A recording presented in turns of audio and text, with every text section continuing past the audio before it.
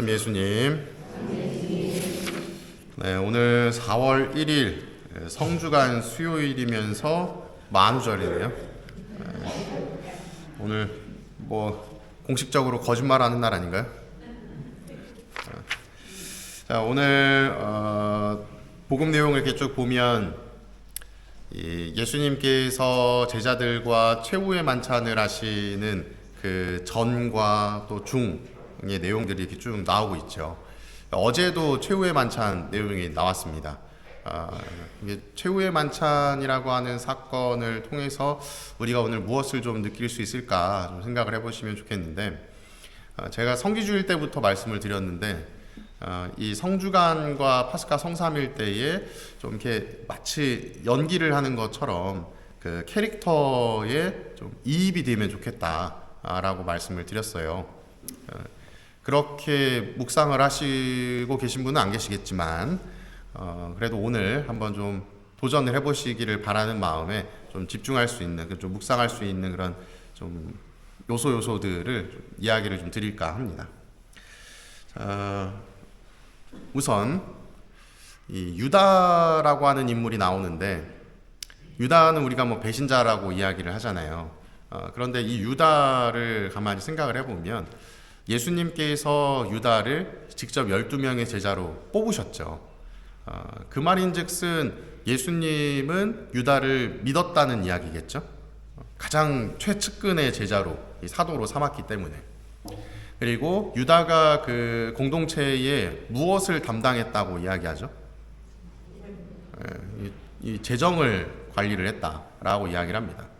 우리가 일반적으로 아무리 작은 무슨 계모임이라 하더라도 돈을 관리한다, 총무를 맡는다, 회계를 맡는다라는 이야기는 그 사람이 굉장히 수에 밝은 사람이고, 또 어떤 사람, 신뢰할 수 있는 사람, 믿을 수 있는 사람에게 이 돈주머니를 맡기는 거죠. 그리고 예수님을 따라다니는 사람들의 수가 굉장히 많았기 때문에 그가 관리하는 금액도 굉장히 컸겠죠. 그만큼 예수님께서는 유다를 신뢰하고 있었다. 저 배신자 저거 나 죽일 놈 이렇게 생각한 게 아니라 정말 제자로서 믿고 있었다라고 이야기를 할 수가 있습니다.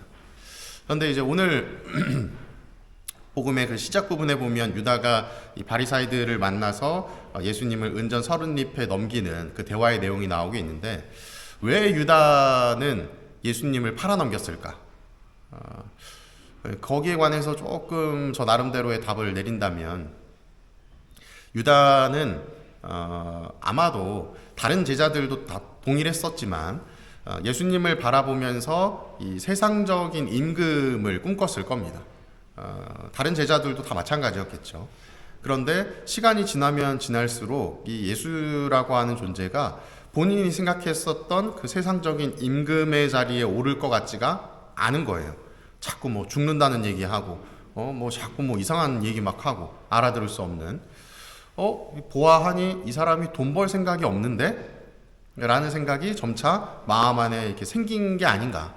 그래서 예수님을 바라보면서 저분이 메시아시구나, 이런 생각은 아마도 거의 시작부터 없었을 거란 생각이 들고, 그리고 예수님을 바라보면서 점차적으로 저 사람이 나를 배를 불릴 사람, 내 돈주머니를 채워줄 역할을 할 사람이 아니구나 라는 생각이 점점 커지지 않았을까. 그래서 예수님을 어떻게 하면 좋지? 저 사람 돈도 못 벌고 곧 죽는다니 많이 이런 얘기하는데 어떻게 해야 되지? 나한테 이득이 될 게 뭘까?를 고민하지 않았을까. 그래서 예수님을 잡으려고 하는 그 바리사이나 수석사들에게 예수님을 30잎에 넘기려고 했던 것이 아닌가라는 저의 개인적인 생각.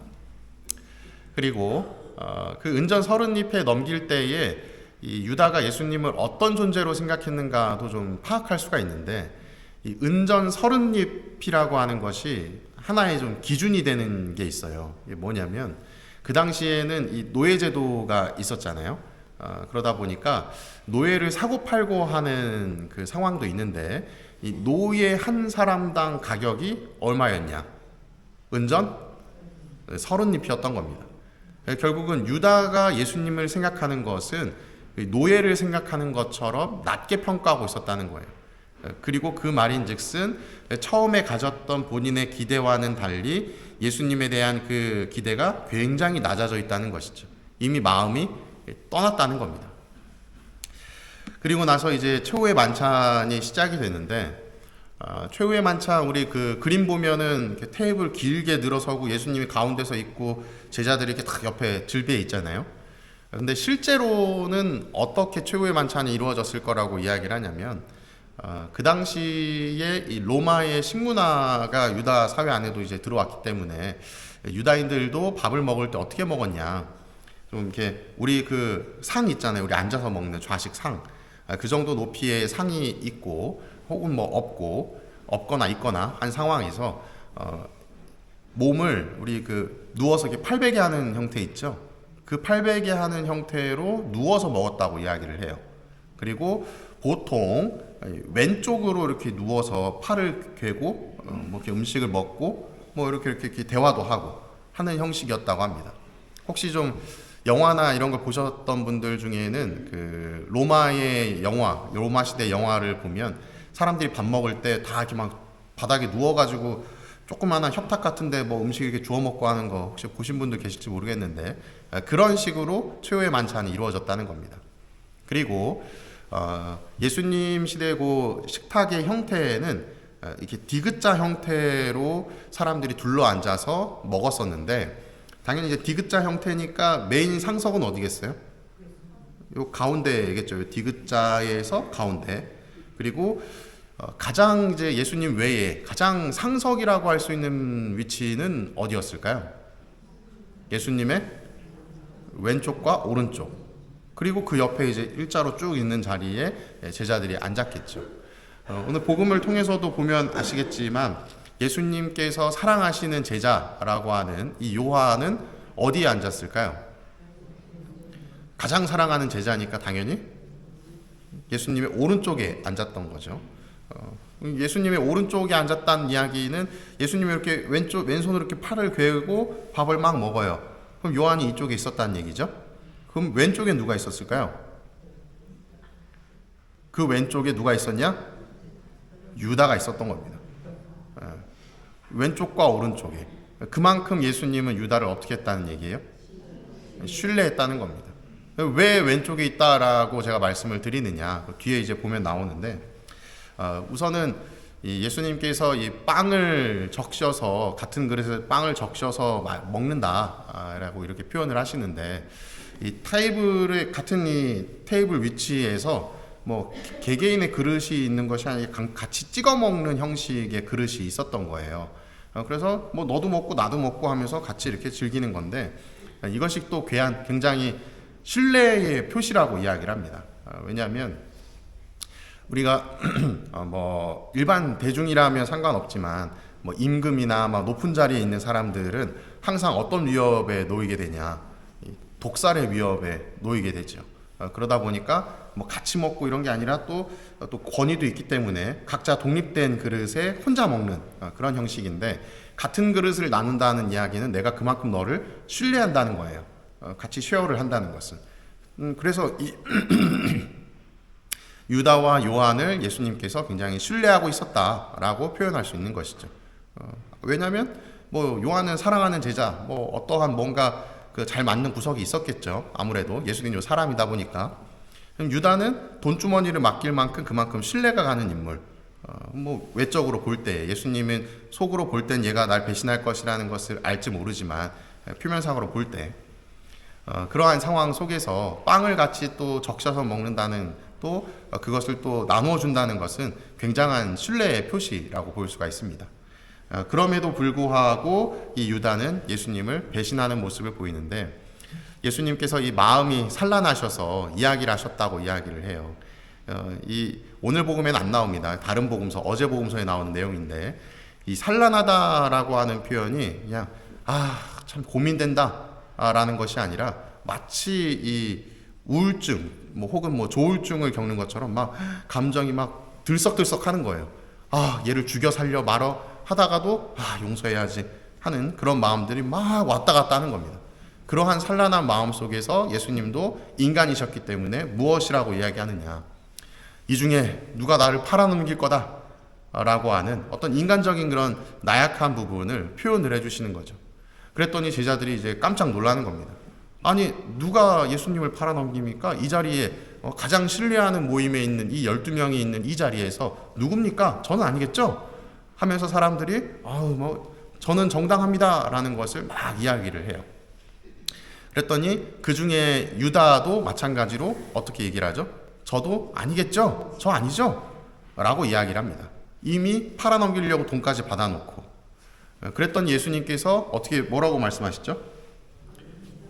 네가 그렇게 말하였다 라고 이야기를 하고 있죠. 근데 다른 복음서에 보면 또 그런 표현들이 나와요.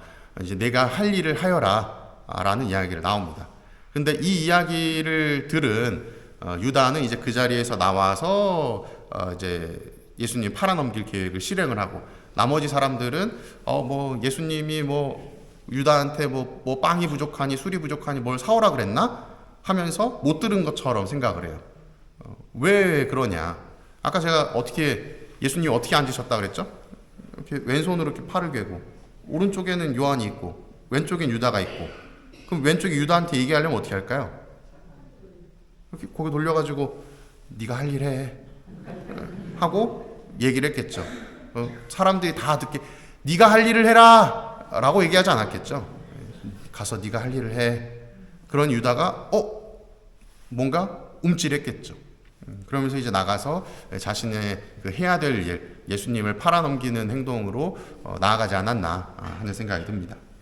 그래서 그 이후에 이제 경비병들도 들이닥쳐서 예수님과 이제 신랑이라는 모습이 쭉 나오는데, 우리가 좀 생각해 볼 수 있는 부분은 예수님의 마음에 좀 집중을 했으면 좋겠습니다. 예수님은 어떤 마음이셨을까? 제가 앞서 쭉 설명드렸던 상황 속에 내가 제일 믿는다고 하는 최측근들을 다 뽑아놨는데 이 중에 하나가 나를 팔아넘길 거야. 근데 너무 내가 믿는 존재들인데 날 안 팔아넘겼으면 좋겠어. 어떻게 해야 될까? 어떻게 해야 될까? 끝까지 믿어줘야 될까? 아니면 그냥 얘를 어떻게 해버리고 내가 살까? 아님 되는데, 하느님의 뜻을 따라야 되는데 내 인간적인 마음 하나 때문에 하느님의 뜻을 저버려? 온갖 고민들이 쭉 있었겠죠. 그래서 마지막 순간까지도 사실 유다에게 옆자리에 앉게 하고 또 그에게 또 빵을 적셔서 주면서 그를 최대한 믿고 있다, 신뢰하고 있다라고 하는 표현들을 지속적으로 했었던 것이 아닌가. 그럼에도 불구하고 유다는 예수님을 배신하는 모습을 보이게 됩니다. 그때의 예수님의 그 심정을 여러분들이 한번 이렇게 함께 좀 생각을 해보셨으면 좋겠어요. 가장 믿고 있는 이에게 마지막 순간까지도 믿으려고 했음에도 불구하고 배신당했었던 그 인간적인 예수님의 고통, 아픔, 그리고 그 이후에 이 유다라고 하는 인물에게도 여러분들이 조금 더 그 캐릭터에 집중을 해보셨으면 좋겠습니다. 유다라고 하는 인물이 사실상 예수님의 마음에 집중하기보다 조금 더 쉬운 부분이 있을 거란 생각이 들어요. 왜냐하면 유다는 제가 앞서 말씀드린 것처럼 예수님과의 관계 안에서 예수님은 유다를 믿었잖아요. 근데 유다는 무슨 생각? 딴 생각을 하고 있었던 거예요. 이 모습이 마치 우리 신앙생활이랑 비슷하다는 생각이 듭니다. 우리도 예수님을 믿는다 하면서 따르고, 예수님 우리를 믿고 기다려 주시는데 우린 자꾸 딴 생각해요, 속으로.